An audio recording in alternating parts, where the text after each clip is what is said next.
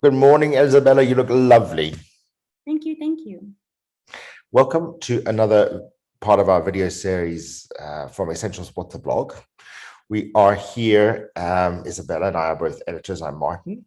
And our job is to bring to you a series of some articles that we think are both fascinating, insightful, and sometimes a little bit, they freak us out a bit on one of 6 topics that we talk about, but we also do obviously our Essentials newsletters across 32 different topics. So take a look at that, essentials.news. If you hate it, you can unsubscribe, never happens. So please go ahead and try it out. And I think what makes us different is that we really are, we follow and we highlight all of the most important thought leaders within a given space. So these are industry thought leaders that are accredited, that are understood, that are known, and then some that are unknown. So I think the power of our AI tool to find insights is that sometimes we'll bring you people that you didn't know of or that you haven't heard of yet. And that's what makes it, I think, a little bit different besides just following the 2 big people who might be in that space already. So Isabella, the lovely Isabella, is going to give us some topics for today on AI, which is really one of our biggest spaces that we operate in.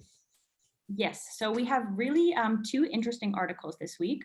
The first one is on intelligent carpet gives insight into human poses. So intelligent carpet gives insight into human poses. So that's when I first read this and you sent this over, my head went to Abu, the monkey from Aladdin. And all I could hear was Robin Williams in my head, sliding down canopies and stealing watermelons at the market. And my head went completely to the wrong place. So help me out here.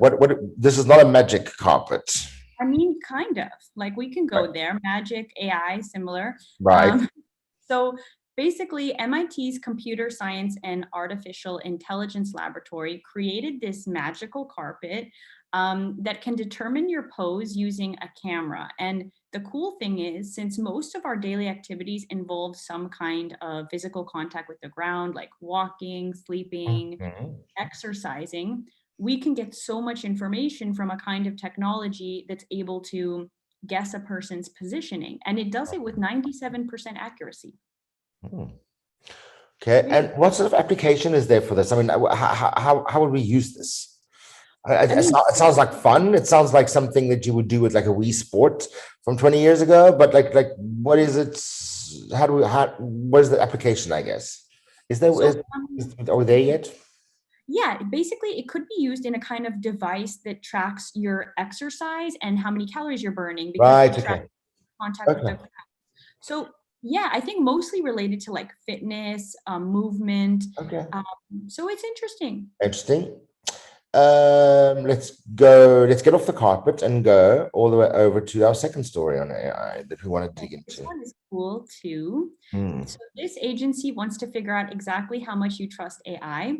And it's the same institute that measured how many photons pass through a chicken. So already I'm intrigued. You're right. Well, I mean, obviously, it goes without saying that you have to be intrigued. I mean, so what they want to do is figure out how much we trust AI. So it's the National Institute of Standards and Technology, and they want to measure how much we trust AI and why we would mistrust it in the first place. And mostly that's, if we surround ourselves with people who already mistrusted a bit, what we see on the media, right? We've experienced or witnessed a lot of like the negative sides of AI bias. Right. So there's a lot of ways why we distrust it, but the good thing is, I think a lot of distrust also comes from a lack of true understanding.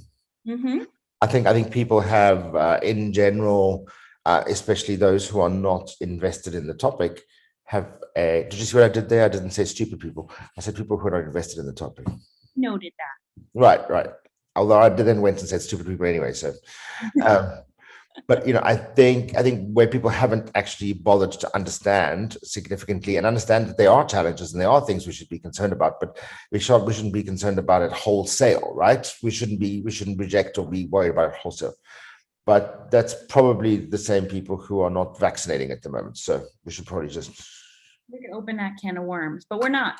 We're not. We're going to move straight on. We're going to ask you what you think about these articles.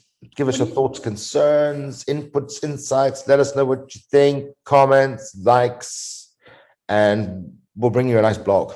That's the deal. Exactly. All right, guys. Bye.